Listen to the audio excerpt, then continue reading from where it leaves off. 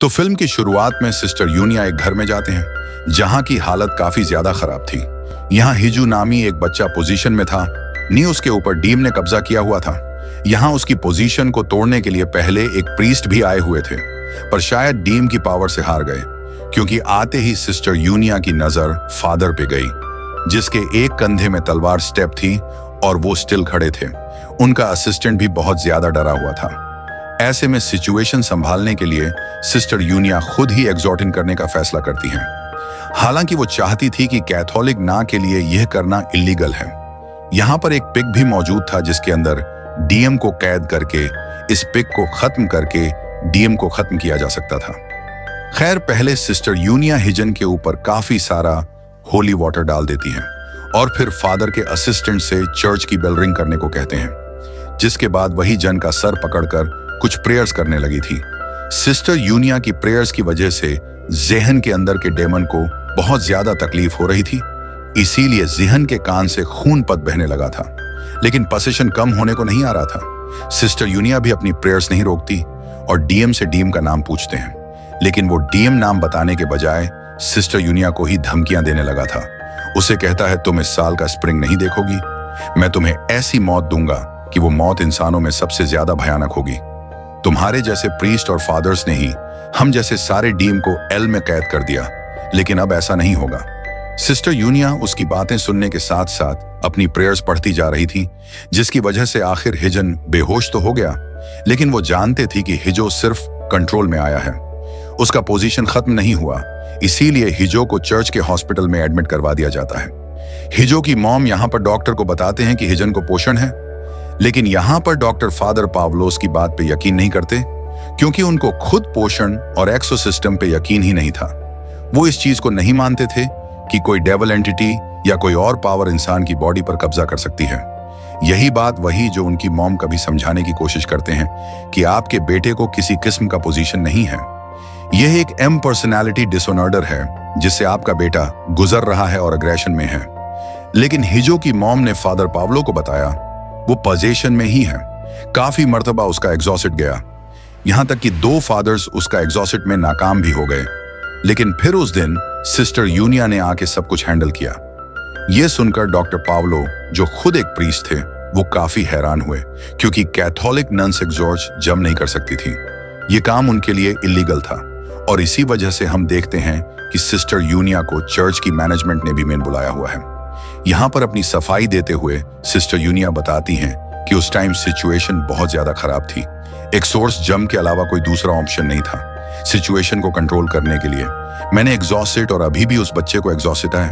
वो मैनेजमेंट से कहती है अगर पॉसिबल हो तो हमें फादर किम और फादर जॉय को बुला लेना चाहिए, जो बहुत ज्यादा एक्सपर्ट थे, ताकि वो बच्चे का एक्सोर्स जम कर सकें, क्योंकि उस बच्चे के अंदर एक नहीं बल्कि कई डीएम एक टाइम में हैं और एक डिमन उसमें से सबसे ज्यादा पावरफुल है, जो अपना नाम भी नहीं बता रहा। लेकिन यहाँ कोई भी सिस्टर यूनिया की बातों को सीरियस नहीं लेता।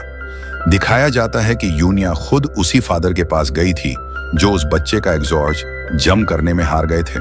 फादर ने ही जून का सारा केस यूनिया को समझाया, उसकी बनाई हंटेड ड्राइंग्स भी उसे दे दी और आगे इस पोसेशन को खत्म करने की जिम्मेदारी उसने सिस्टर यूनिया को दे दी।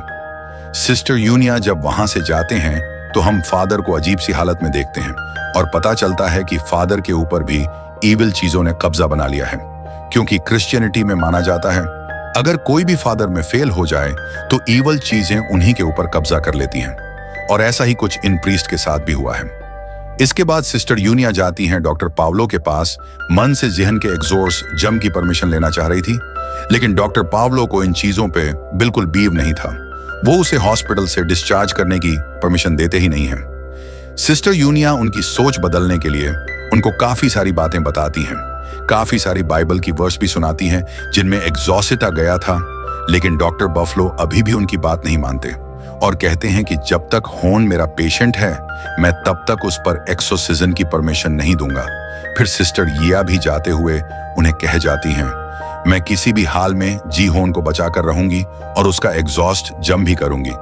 यहाँ हमें जेहन की मॉम को दिखाया जाता है, जिनको पैसे लेने वाले लोग फोन कर करके तंग कर रहे थे। एक आदमी तो उनको ये तक कह देता है कि तुम्हारा हस्बैंड भी मर गया और इसी तरह तुम्हारा पागल बेटा भी मर जाएगा। ये बात सुनकर वो बुरी तरह टूट जाते हैं। एक आखिरी मर्तबा जिहन को देखते हैं और फिर विंडो से जंप करके सुसाइड कर देते हैं। उसके नीचे गिरते ही सभी लोग उसके चारों तरफ इकट्ठे हो गए थे। डॉक्टर पावलो और उनके असिस्टेंट डॉक्टर मिकाएला भी, सिस्टर यूनिया भी यहां आ चुकी थी, जो उनकी मॉम की डेड बॉडी के पास उसे अजीबो गरीब डेमस की बोलने की आवाजें आ रही थी। यहां उन्हें नेगेटिव एनर्जीज फील हो रही थी। ये उनके अंदर की सुपर पावर थी कि वो नेगेटिव एनर्जीज को फील कर सकती थी। वो कुछ बढ़कर इन नेगेटिव एनर्जीज को यहां से भगाने की कोशिश करती हैं और डॉक्टर मिकाएला ये नोटिस कर लेती हैं। अब रात में सिस्टर यूनिया अकेले में मिकाएला से मिलने के लिए आती है, क्योंकि वह भी एक सिस्टर ही थी। वो सिस्टर मिकाएला को बताती हैं कि मेरे अंदर एक सुपर पावर है, मैं इवल एनर्जीज को फील कर सकती हूँ और मैं जानती हूँ कि जिहन के अंदर डेमोन्स हैं, हमें उसका एजोर्सिज्म करना है। क्या तुम मेरी इसमें मदद करोगी? मैं चाहती हूँ कि तुम भी मेरी तरह एक डिमन स्पॉन हो और तुम्हारे अंदर भी कोई सुपर पावर होगी। डिमन स्पॉन वो बच्चे होते हैं जिनकी मॉम्स को प्रेगनेंसी के टाइम या उससे पहले डिमन पोसेस कर लेते हैं। ऐसे में डीम की कुछ एनर्जीज उन बच्चों के अंदर चली जाती हैं। ये बच्चे स्पेशल बन जाते हैं, उनके पास कुछ सुपर पावर्स भी आ जाती हैं। ऐसे बच्चे बहुत अच्छे शमन बन सकते हैं, यानी दूसरों को डीएम से और उनके पोजीशन से दूर रख सकते हैं। लेकिन डॉक्टर मिकाएला ने ऐसा नहीं किया। वो शमन नहीं बनी, बल्कि वो एक सिस्टर बन गई और उसके बाद डॉक्टर बन के चर्च के ही हॉस्पिटल में अपनी सर्विसेज देती हैं। डॉक्टर मिकाएला ने यहाँ पर सब लोगों से ये बात छुपाई थी, लेकिन सिस्टर यूनिया को ये सारी बातें इसलिए पता चल रही थी क्योंकि वो उन्हीं जैसी थी। इसीलिए डॉक्टर मिकाएला गुस्से में जब यहाँ से जाने वाली थी तो सिस्टर यूनिया ने उनके सामने जिहन की हिस्ट्री रख दी और उनसे रिक्वेस्ट की कि वो उसे देखकर बताए कि इसका इलाज कैसे किया जा सकता है। डॉक्टर यूनिया के जाने के बाद मिकाएला उन सब चीजों को लेकर अपने घर आ जाती है और घर आकर अपने टैरो कार्ड्स निकालती है, जिससे हमें पता चल जाता है कि उसके पास एबिलिटी थी फ्यूचर को देखने की। और इस टाइम उसे एक अजीब सा वियन आया। उसने अपने वियन में बहुत सारी गोड्स को मरा हुआ देखा। वो अपने टेयर कार्ड्स में से 2 कार्ड्स को पिक करती है, जिसमें से एक डीम निकलता है और दूसरा हाइपिस्टस। ये देखते ही उसे अपनी जिंदगी का फ्लैशबैक आने लग जाता है। असल में वो पहले अपनी बहन के साथ ये कार्ड रीड किया करती थी। ये दोनों बहन ही डेमन स्पॉन थी। डेमन स्पॉन के बारे में मैं पहले ही बता चुकी हूँ। मिकाएला की मॉम का डेमन फिर मिकाएला की सिस्टर के अंदर आ गया था। उसका बहुत इलाज करवाया गया, लेकिन आखिर वो मर गई और उसके मरने के बाद से उसकी सोल मिकाएला को डराती रहती है। मिकाएला को उसके बिला वजह वियंस भी आते रहते हैं, जिनसे वो बहुत डरती है। उसके इस डर का भी इलाज करवाया गया, लेकिन मिकाएला दूर भाग गई। अभी भी जिस टाइम मिकाएला को ये डरावने वियंस आ रहे थे, तभी वो डर कर उठी। उसने देखा कि उसका फोन बज रहा था। ये सिस्टर यूनिया की कॉल थी। उसने उठाया और सिस्टर यूनिया ने उसे बताया कि मैं तुम्हारे नाइटमेयर्स के बारे में जानती हूँ, क्योंकि मैं इबल चीजों को सेंस कर सकती हूँ। फिर अगले दिन जैसे तैसे करके सिस्टर यूनिया डॉक्टर मिकाएला को मना ही लेती हैं कि वो जिहन को एक्सोर्स जम के लिए लेकर जाएंगे। वो भी एक शमन के पास। शमन सिस्टर यूनिया की जानने वाली थी। वो पहले सिस्टर यूनिया के साथ सिस्टर ही थी चर्च में, लेकिन क्योंकि वो भी डीवन स्पन थी, इसीलिए वो शमन बन गई। हाइवन जहन का रिचुअल शुरू करती है। ये वाटर रिचुअल था। उसे पानी के अंदर जाना था। इस रिचुअल में बहुत सारे जानवरों को पिलाया गया था, क्योंकि जिहन के अंदर के सभी डिमस को इन जानवरों में कैद करके इन जानवरों को मारकर उन डीम सन्स को खत्म करना था। लेकिन वो डीम सन्स उनकी सोच से भी कई ज्यादा ताकतवर निकले। उन्होंने यह एग्जॉर्ट जम ही पलट दिया, जिसकी वजह से यहाँ सारे जानवर ही जिंदा मारे गए और हाइवन बहुत ज्यादा परेशान हो गए। फेल होने के बाद अब इन लोगों को वापस घर जाना था। ये जब वापस जा रहे थे तब हाइवन ने सेंस कर लिया कि सिस्टर यूनिया बीमार है। असल में उन्हें कैंसर था और हाइवन ने यह भी सेंस कर लिया कि जल्द ही उनकी मौत हो जाएगी। इसीलिए उस सिस्टर यूनिया को अपना ख्याल रखने को कहती हैं। ये लोग अब अपने चर्च वापस आ जाते हैं, जहां पर सबसे पहले डॉक्टर मिकाएला की क्लास लगा लेते हैं। डॉक्टर पावलो, क्योंकि ये दोनों उनकी परमिशन के बगैर जिहन को एग्जॉस्टेड पावलो कहते हैं। सिस्टर यूनिया का तो पता नहीं, लेकिन आप क्या पागल हो गई थी क्या? आपको भी वो एक्सोर्स जम का केस लगता है? वो सिर्फ मेंटल डिसऑर्डर है। मिकाएल, याद करो, आज से 17 साल पहले तुम्हें भी था। तुम जब यहाँ आई तो तुम्हारा इलाज हुआ और अब तुम ठीक हो। अब तुम्हें वो ड्राउन वियंस नहीं आते। जो बात सुनकर मिकाएला ने कहा, एम सॉरी डॉक्टर पावलो, लेकिन वो वियंस मुझे आज भी हट करती हैं, आज भी डराते हैं। वो जैसे ही डॉक्टर पावलो के ऑफिस से बाहर निकली तो उसे एक लेडी मिली जो उसे बताती है कि मैं खुशी खुशी अब अपने बेटे के पास जा रही हूं। ये कहते ही उसकी पूरी बॉडी खाली हो जाती है और वह एकदम से गायब हो जाती है। टकर डॉक्टर मिकाएला जब उसके रूम में जाते हैं तो पता चलता है कि अभी अभी वो औरत मर गई थी और जिससे उसने बात की वो इस औरत की सोल थी। खैर, अब वो घर आ जाती है और घर आने पे उसे बहुत सारी चीजें परेशान कर रही थी। उसे उसके वियंस हंट कर रहे थे और वो जानती थी ऐसा इसीलिए है कि वो जी होन की मदद नहीं कर रही। इसलिए वो सिस्टर यूनिया को कॉल करके कहती है कि वो जी होन के एजर्स जम में उनकी मदद करने के लिए तैयार हैं। ये लोग अब डॉक्टर पावलो के साथ ही जिहान को चर्च के अंदर ले जाते हैं और वहां पर उसका एक सोर्स जम शुरू किया जाता है। सबसे पहले सिस्टर यूनिया होली वाटर उसके ऊपर डालती है जिससे वो बहुत ज्यादा भड़क जाता है, इतना कि उसने पहले सिस्टर यूनिया का ही गला पकड़ लिया और फिर डॉक्टर पावलो का भी। इस डिमन को कंट्रोल करने के लिए मिखाइला को कुछ समझ नहीं आई और उसने उठाकर एक चेयर जी को मार दी जिससे उसके अंदर के डिमन थोड़ी देर के लिए रिलैक्स हो गए। जहन होश में आ गया और होश में आते ही रोने लगा। उसने यूनिया की मिन्नतें की कि प्लीज मुझे बचा लो, ये डिमस मुझे मार देंगे और मैं मरना नहीं चाहता। आज का एक कॉस जब इनका फेल हो चुका था। जहन वापस हॉस्पिटल में था। अब डॉक्टर मिकाएला और सिस्टर यूनिया साथ बैठी हुई थी। सिस्टर यूनिया मिकाएला से कहती हैं, हमें एजोरस जम करने के लिए उस डेमन का नाम जानना है जिसने जिहन के ऊपर कब्जा किया हुआ है। नाम जाने बगैर हम उसका एग्जॉस्टिज्म नहीं कर पाएंगे। इस टाइम डॉक्टर मिकाएला सिस्टर यूनिया के सामने ही कार्ड रेटिंग करती हैं और उन्हें बताती हैं कि उन्हें उस डिमन का नाम जानने के लिए और अपने एजोरस जम को परफॉर्म करने के लिए एक तीसरे आदमी की भी जरूरत पड़ेगी। अब निकाला और सिस्टर यूनिया जाती हैं अपने 2 एक्सपर्ट फादर्स को बुलाने के लिए, लेकिन वो बहुत ज्यादा बिजी थे। उनकी कुछ रिलीजियस रैलीज थी जिनको उन्होंने होस्ट करना था, लेकिन वो सिस्टर यूनिया को ये जिम्मेदारी देते हैं कि वो जिहन का एक्सोर्स जम अच्छे से करें। अगर एक सिस्टर को एक्सोर्स जम करने की परमिशन मिल ही गई है तो लेकिन अभी भी उनको तीसरे आदमी की जरूरत थी और वह यह भी नहीं जान पाए थे कि उस डेमन का नाम क्या है। तो फादर उन्हें हिंट देते हैं कि उस डेमन का नाम किसी जानवर के ही नाम पे होगा। अब मिकाएला के मुताबिक उन्हें जिहन का एग्जॉर्ट जम करने के लिए की ऑफ हेवन भी चाहिए होगा, लेकिन की ऑफ हेवन लेना इनके बस की बात नहीं थी। क्रिश्चियंस के लिए वो बहुत इंपॉर्टेंट होता है। इसी के साथ सिस्टर यूनिया हाइवन से भी मिलने के लिए जाती हैं और एक और मातबा उसकी मदद मांगती हैं, लेकिन हाइवन ने अब उनकी मदद करने से मना कर दिया क्योंकि यह उनका बस का काम नहीं था। साथ ही उन्होंने यह भी कहा कि अब लूनर मंथ आने वाला है और इस मंथ में वह बहुत ही ज्यादा ताकतवर हो जाते हैं। इसके बाद यह लोग जब वापस चर्च पहुंचते हैं तो चर्च मैनेजमेंट उनको बुलाती है। सिस्टर यूनिया को बताया जाता है कि उनको अनऑफिशियल एग्जॉस्ट की परमिशन तो मिल गई है, लेकिन अथॉरिटीज के मुताबिक उन्हें डॉक्टर पावलो को भी अपने एग्जॉस्ट रखना होगा। तब सिस्टर यूनियन ने कहा, हम डॉक्टर पावलो को साथ कैसे रख सकते हैं? फादर उनका तो एक्सोर्स जम पे बिलीव नहीं है। तब फादर ने कहा, मैं नहीं जानता, लेकिन यही रूल है। एक्सोर्स जम में मैं और डॉक्टर पावलो दोनों आप लोगों के साथ होंगे। अब यहीं पर सिस्टर यूनिया उनसे कि ऑफ हेवन भी मांग लेते हैं, जिस पर वो कहते हैं कि ऑफ हेवन उन्हें नहीं मिल सकता और अगर उन्होंने अनऑफिशियली उसे लेने की कोशिश की तो उनकी सारी अथॉरिटी खत्म कर दी जाएगी। लेकिन खुशकिस्मती से अगले दिन मैनेजमेंट उन्हें की ऑफ हेवन भी दे ही देती है, लेकिन इस शर्त पर कि हर हाल में उन्हें एक ही एग्जॉर्टन के बाद इस डीवन को हेल में पहुंचाना होगा, चाहे उसके अंदर जीहन बचे या ना बचे। एसोसिज्म शुरू कर दिया जाता है। डॉक्टर बाफलो जो भी एक फादर थे वह भी इन तीनों को ब्लेसिंग्स देते हैं और यूनिया अपने प्रेयर्स पढ़ना शुरू कर देते हैं। इस मर्दबा उसकी प्रेयर्स कुछ ज्यादा असर नहीं कर रही थी क्योंकि डीएम सन्स पावरफुल हो चुके थे, लेकिन उसने अपनी कोशिश जारी रखी और फिर डीएम को गुस्सा आना शुरू हो गया।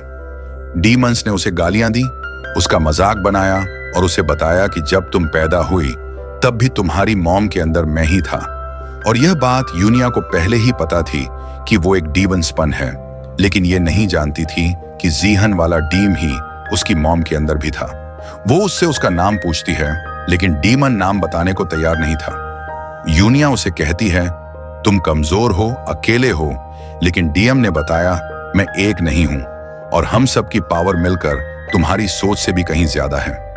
बताता है कि उसने दुनिया में आने के लिए 233 साल इंतजार किया और इसके बाद वह हर साल इस दुनिया में आता रहा। हर साल किसी ना किसी को अपना शिकार बनाकर वो मारता रहा।